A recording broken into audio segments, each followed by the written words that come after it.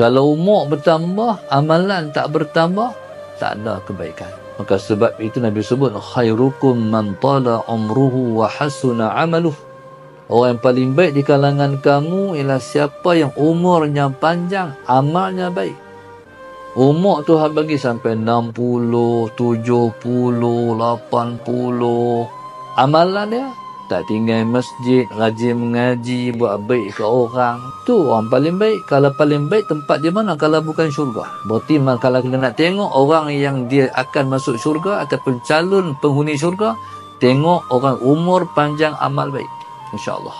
Jadi orang yang baik ialah orang yang tak pernah jemu berbuat baik. Macam-macam baik dia buat.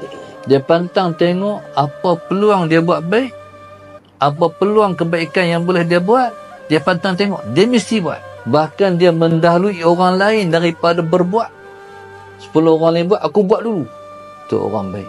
Orang yang tak baik adalah orang yang mensia-siakan peluang berbuat baik. Dia tinggal buat baik. Depan mata peluang buat baik, tapi dia tak buat.